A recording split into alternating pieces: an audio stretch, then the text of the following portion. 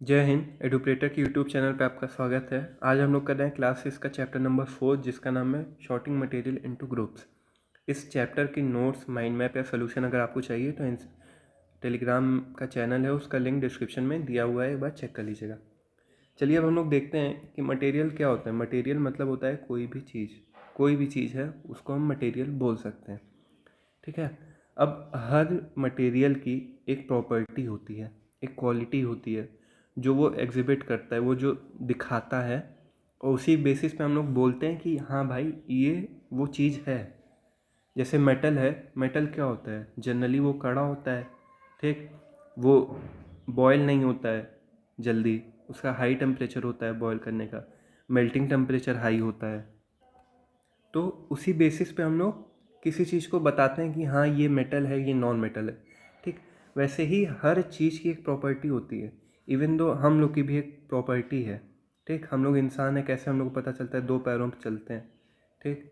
कोई चीज़ जानवर है, शेर है, तो कैसे पता चलता है? देख के उसको कि हाँ चार पैर पे चल रहा है, शिकार कर रहा है, तो वो शेर है। तो उसी तरह हर चीज़ की, हर मटेरियल की एक प्रॉपर्टी होती है जिसके बेसिस पे हम लोग उसको ये शॉर्ट करते हैं कि हाँ ये चीज़ ये है, ये चीज़ ये है। ठीक। अब इस चैप्टर में उसी के बारे में है, प्रॉपर्टीज़ दिया है। ठीक। कि कौन सी प्रॉपर्टीज़ हैं जिस पे हम लोग मटेरियल को अलग अलग बांट सकते हैं, अलग अलग शॉर्ट कर सकते हैं। ठीक। तो पहला टॉपिक हम लोग का क्या है? Properties of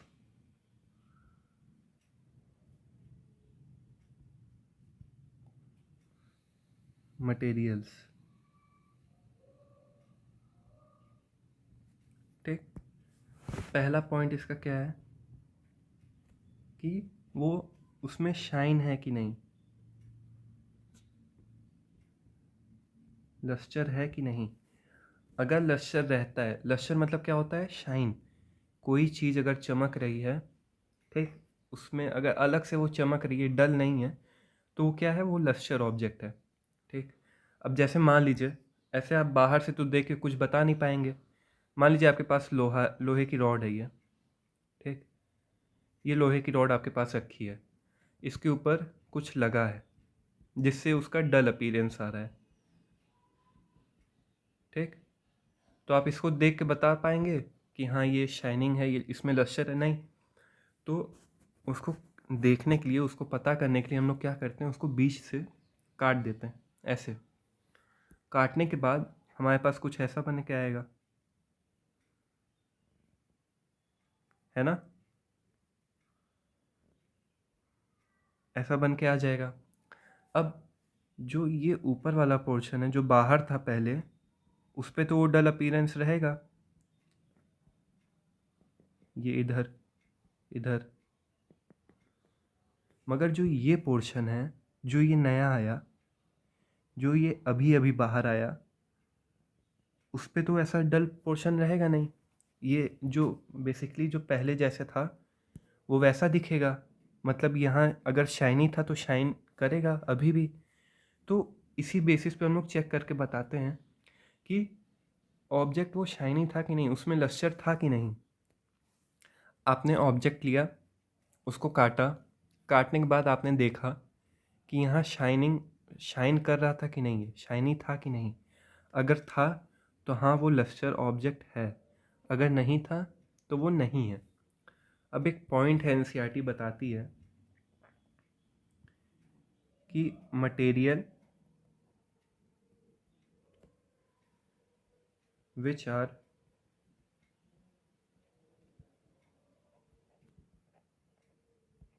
luster are usually metal। मतलब मटेरियल जिसमें लस्टर होता है वो यूजुअली क्या होते हैं? मेटल होते हैं। ठीक। वो मटेरियल जिसमें लस्टर है, जिसमें शाइनी अपीयरेंस है, वो क्या है? वो यूजुअली मेटल होते हैं। ये एनसीईआरटी बोलती है। अब नेक्स्ट पॉइंट हम लोग का किसके बारे में है? नेक्स्ट पॉइंट है अपना हार्डनेस के बारे में। हार्डनेस मतलब क्या हुआ? कड़ी चीज़ या कठोर। ठीक। अब कैसे आप आइडेंटिफाई करेंगे कोई चीज़ हार्ड है कि कोई चीज़ सॉफ्ट है? अगर कोई चीज़ कंप्रेस हो जा रही है, इजली कंप्रेस्ड, तो वो क्या है? वो सॉफ्ट है। ठीक। अगर इजली कंप्रेस्ड नहीं हो रही है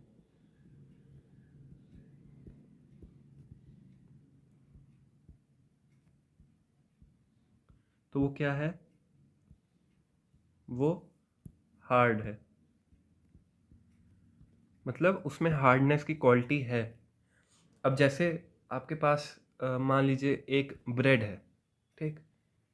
ब्रेड आपके पास रखा है नॉर्मल, और एक तरफ आपके पास लोहे की रॉड है। आपने इस पे दम लगाया तो ब्रेड क्या है? ब्रेड दब जाएगा। ठीक। और उतना ही दम आपने अगर रॉड पे लगाया तो चांस यही रहेगा कि रॉड नहीं दबेगा, वो कंप्रेस नहीं होगा। तो ये प्रॉपर्टी इसमें क्या है? इसमें हार्डनेस की प्रॉपर्टी है। ठीक। मेटल में प्रॉपर्टी हार्डनेस की है, ये कठोर है, इसको आप दबा नहीं सकते हैं। ठीक। तो ये प्रॉपर्टी आपकी हार्डनेस की हो गई। यही चीज़ अगर ब्रेड है आपका, ब्रेड में अगर आप कम फोर्स भी लगाएंगे तो वो दब जाती है, तो उसमें क्या है? प्रॉपर्टी सॉफ्टनेस की है। अगर आपने किसी ऑब्जेक्ट पे कम फोर्स लगा के उसको कंप्रेस कर दिया तो वो सॉफ्ट है। अगर उतना ही फोर्स आपने किसी दूसरे चीज़ पे लगाया और वो कंप्रेस नहीं हुई तो वो चीज़ हार्ड है। ठीक। अब क्या हम लोग पढ़ने वाले हैं? हम लोग पढ़ने वाले हैं सॉल्युबल एंड इनसॉल्युबल। ठीक है। अब सॉल्युबल मतलब क्या हुआ? अगर अगर कोई चीज़ को आप पानी में डाल रहे हैं और वो उसमें कंप्लीटली डिज़ोल्व हो जा रही है तो वो क्या है? वो सॉल्युबल है। ठीक। अगर कोई चीज़ को आप पानी में डालें और वो उसमें डिज़ोल्व नहीं हुई तो वो क्या है? वो इनसॉल्युबल है। ठीक है। If a substance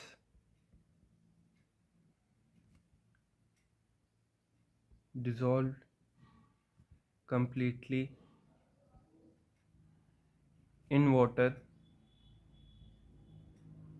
then it is soluble. If a substance cannot be dissolved in water is called insoluble. जैसे आपने मान लीजिए पानी का गिलास लिया। ठीक। पानी भरा है इसमें, इसमें आपने क्या डाला? इसमें आपने डाला शुगर। ठीक। और फिर एक गिलास लिया सेम क्वांटिटी का, उसमें आपने एक में क्या डाल दिया? सैंड डाल दिया। ठीक।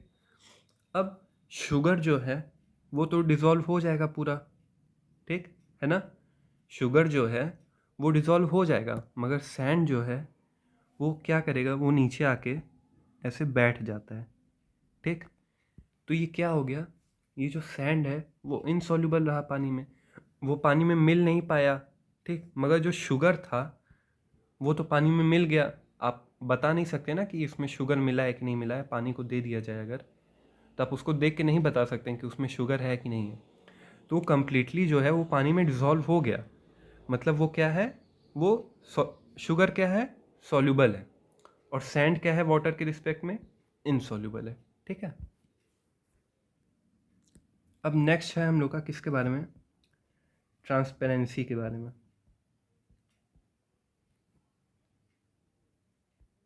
पेरेंसी। मतलब आप किसी चीज़ के आर पार देख सकते हैं कि नहीं। अब इसमें 3 पॉइंट है। पहला है ट्रांसपेरेंट,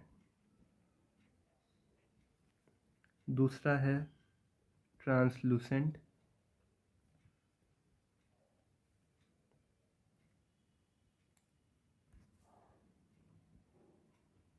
तीसरा है ओपेक। ट्रांसपेरेंट में क्या आया? ट्रांसपेरेंट में ये आया कि कोई भी चीज़, किसी भी सब्सटेंस या मटेरियल के अगर आप उसके आर पार देख सकते हैं तो वो क्या है? ट्रांसपेरेंट है। ठीक है। और ट्रांसलूसेंट क्या हुआ? आप किसी चीज़ से देख तो सकते हैं मगर आप क्लियरली नहीं देख सकते हैं। जैसे आपके पास मान लीजिए एक कागज़ है और कागज़ पे ऑयली पैच है या पानी थोड़ा सा गिर गया है। आप उस कागज़ को उठा के अगर देखेंगे तो उसमें से थोड़ा थोड़ा दिखेगा कि उस तरफ क्या है, मगर आप पूरी तरह से देख नहीं पाएंगे और समझ नहीं पाएंगे कि उस तरफ रखा क्या है। मगर यही चीज़ अगर आप एक पॉलीथीन लें, नॉर्मल पॉलीथीन जो वाइट वाली आती है, आप उसके आगे देख सकते हैं, उससे देख सकते हैं हाँ कि ये जो पॉलीथीन है इसके पीछे क्या रखा हुआ है ना। मगर ट्रांसलूसेंट ऑब्जेक्ट में आप ऐसा नहीं देख सकते हैं। आपको पता तो चलेगा कि हाँ कुछ रखा है, मगर क्या रखा है ये आप नहीं बता पाएंगे। और ओपेक में क्या होता है, जैसे आपके पास सामने दीवार है, आप दीवार के उस तरफ देख के नहीं बता सकते हैं कि हाँ उस तरफ क्या है, उस तरफ क्या रखा है। ठीक। तो ट्रांसपेरेंट में क्या हो गया? मटेरियल थ्रू विच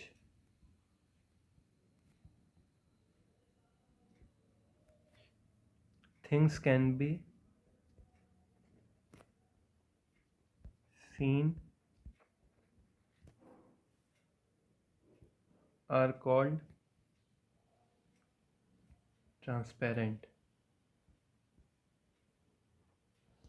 ट्रांसलूसेंट में क्या हुआ कि material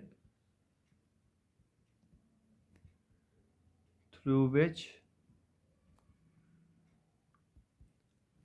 things can be seen but not clearly are called translucent। और ओपेक में क्या आया कि material through which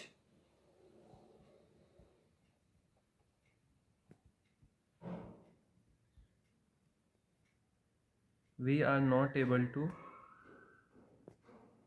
see anything।